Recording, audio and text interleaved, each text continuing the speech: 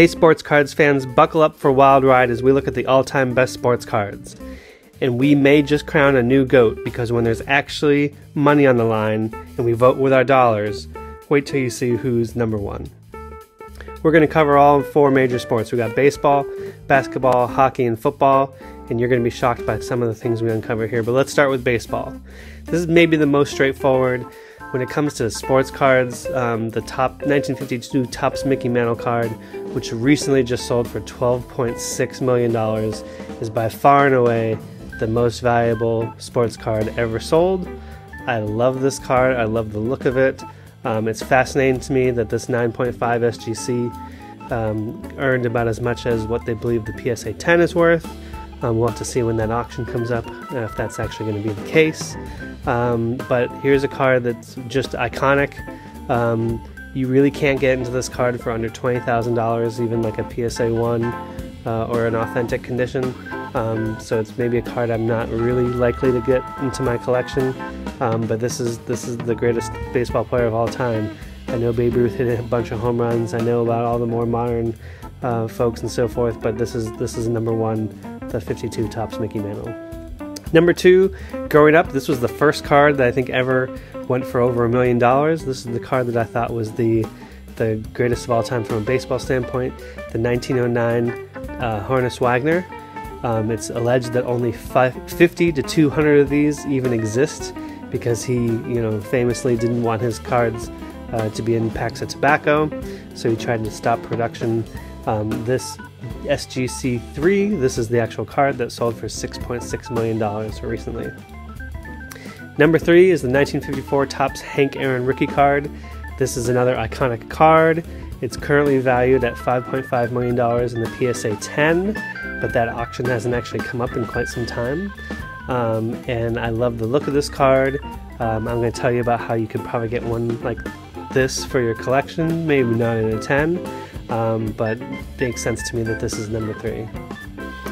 Number 4 is the 1933 Gaudy Babe Ruth.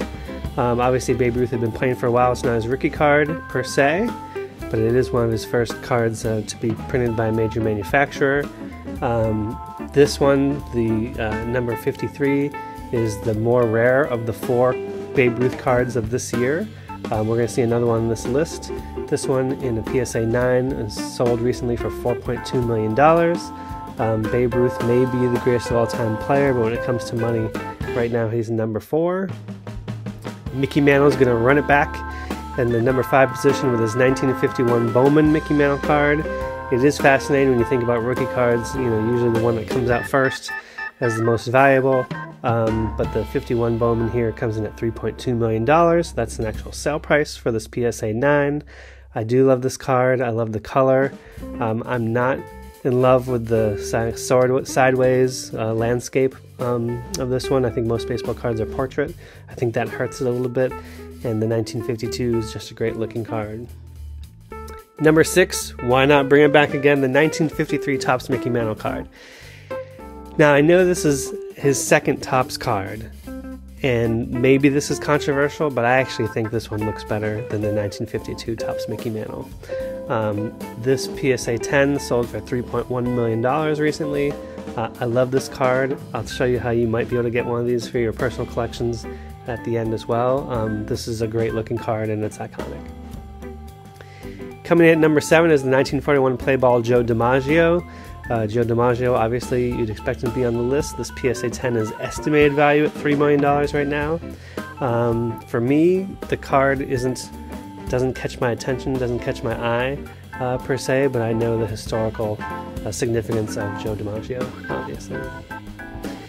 Number 8, the 2009 Bowman Mike Trout Chrome Superfractors Auto 1 of 1.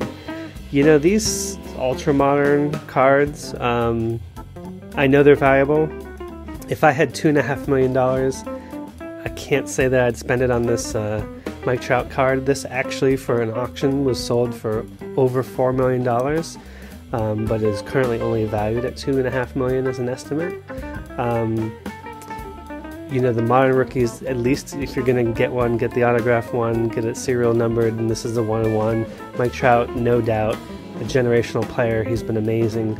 But from an all-time card perspective, I just wonder if in 50 years we'll be talking about Mike Trout like we are, the Babe Ruths, the Mickey Mantles, the Hank Aaron's, and so forth.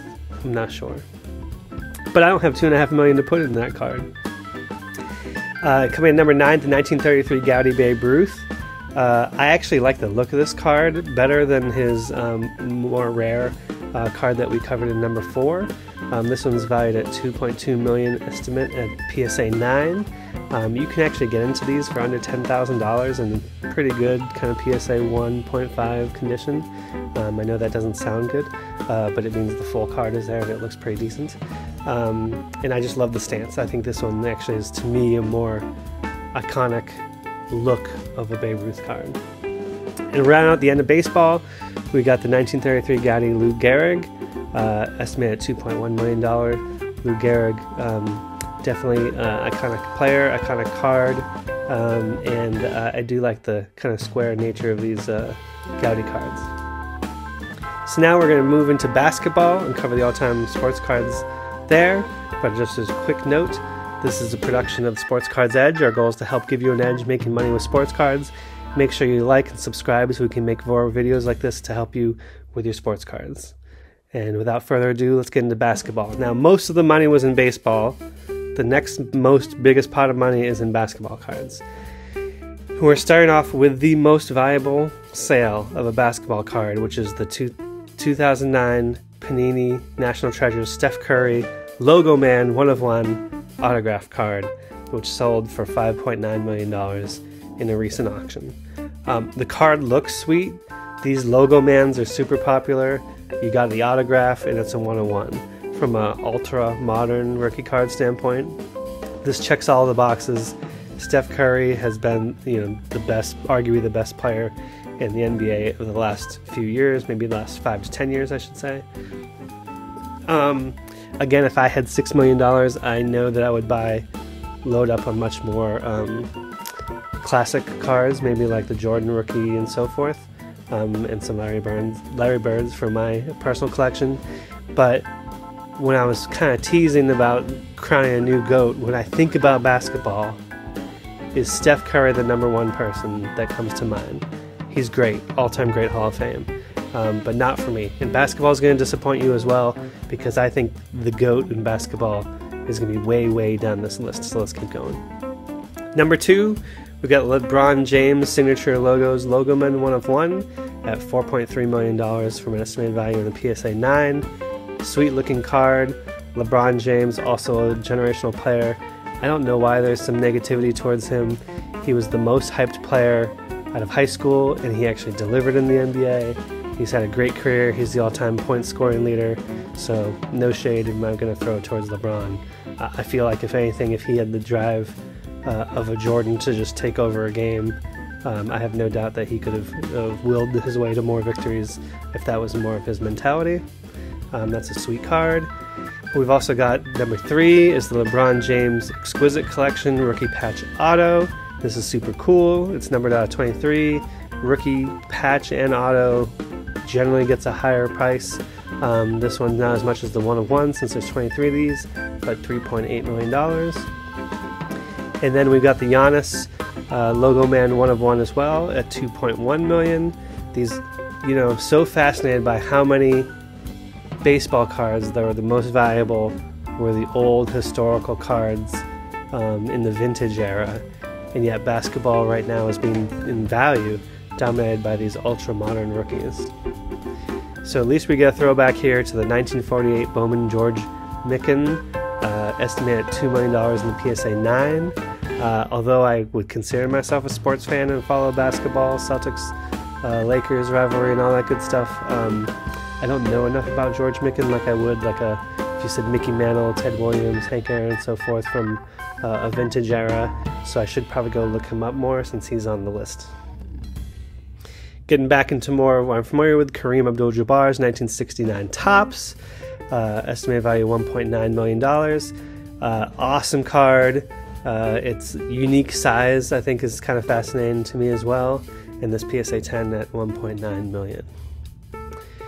Back to the ultra modern rookies, we got the Luka Doncic Rookie patch auto Logoman 1 of 1. If that's your variety of basketball card, you can get one for $1.4 million in estimated value. 1997 Metal Universe Jordan Precious Metal Gems, numbered out of 10, $1.2 million. I think this is a sweet looking card. I was waiting for Jordan to show up. This is not the card that would first come to mind for me.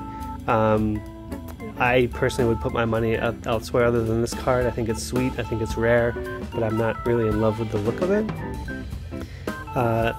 Number 9, we got a 2013 Honus Black Mosaic 1 of 1 for about $1 million, and a BGS 9.5. It's a sweet looking card. I'm sure in person you can see the hologram and all that good stuff, and it would look really awesome. But I've been waiting to get to number 10, the 1986 Fleer Jordan rookie card. I know it's the BGS 10 is only valued at $900,000 right now. I think a PSA 10 at the height of its value sold for $780,000 or $760,000. But if you told me I can only buy one basketball card, this is the card. I'm going to tell you a little bit about that at the end. When I think of basketball, I think of Michael Jordan as the GOAT. I am surprised and maybe a little bit shocked that he is so far down the list of most valuable basketball cards. This is the first card I think I would get from a GOAT standpoint in basketball. Moving into hockey, so this is the next tier of more valuable cards. So yes, hockey is ahead of football, as you will see, but this is just dominated by Wayne Gretzky. Number 1 is the 1979 O-Pee-Chee Wayne Gretzky. The PSA 10 is valued at $2.3 million. That was a recent auction sale price. I personally have owned the SGC 6 of this. This is an awesome card. It's a piece of history. It's interesting how they used to cut the cards with wires. There's those rumored first print blue lines on the back. I love everything about this O-Pee-Chee card. $2.3 million. Fascinatingly enough, the number 2 card is the Topps version of this card. The Topps card is produced better. It's better edges, the picture is better, it's more crisp than the O-Pee-Chee version, but it's not worth as much. The O-Pee-Chee is more rare. The Topps card is coming in at $1.1 million for a PSA 10. And from here, hockey drops off a lot. So now we've got the 1951 Gordie Howe Parkhurst rookie, estimated at $400,000, and that's in a PSA 8.5, and that is before my time of hockey, but I obviously know who Gordie Howe is. And then we move into the ultra-modern rookies. Number 4 is the Upper Deck The Cup Connor McDavid rookie patch auto out of 99. This PSA 10 version recently sold for $200,000. And now if we go to hockey number 5, we have Alexander Ovechkin's rookie patch auto out of 99 as well. This is the Cup version from Upper Deck for $180,000. Last but not least is football, and I think football got it right, just like I think hockey got it right. But number 1, greatest of all time, Tom Brady. Hard to argue with his 7 Super Bowls, his 10 trips to the Super Bowl. The dude played 21 seasons, 22 seasons. He went to the Super Bowl about every other year and won the Super Bowl about every 1 in 3 years. It may never happen again. He was unbelievable. This is his kind of ultra-modern rookie. It's the Playoff Contenders Championship ticket, autographed, serial numbered out of 100. This one is a BGS 9 for $1.2 million. It's an amazing looking card.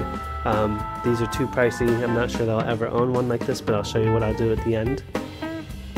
Coming in at number 2 is the Justin Herbert National Treasures Rookie Patch Auto Platinum NFL Shield, which is sick looking and 1 of 1.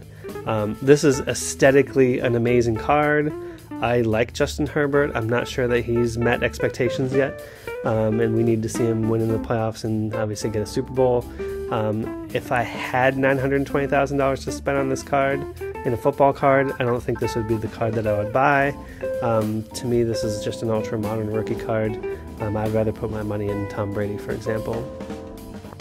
Number 3, going back, is the 1958 Topps Jim Brown, PSA 9, estimated at $910,000.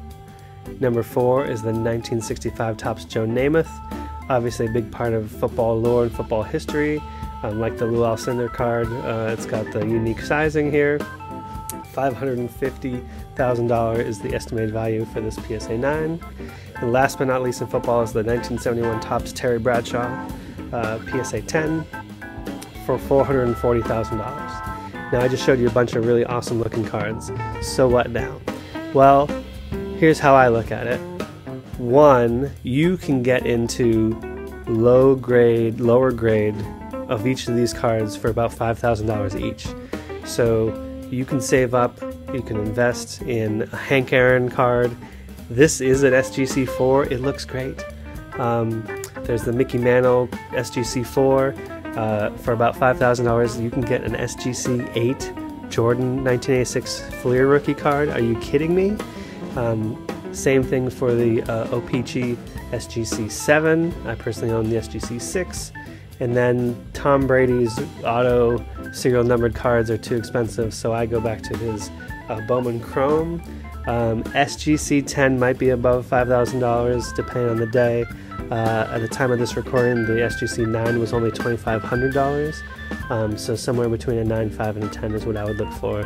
But the point is, you can hold a piece of real history and lore at a semi-reasonable budget if you're looking to make a big investment in sports cards among the GOATs. And these are the all-time iconic cards.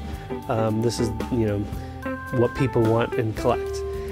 So that's kind of where my goals are over time, is to, my personal collection, really fill this out beyond just the Wayne Gretzky card. So again, this has been Production Sports Cards Edge. Please go over to our website, check out about our course on how I make money flipping sports cards, and I've done this for about 23 years.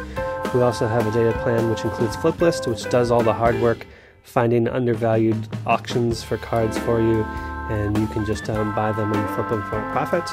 And thank you very much. We really appreciate it. Make sure you like and subscribe so we can do more of this, and check out these other cool videos that we have here as well. Thank you.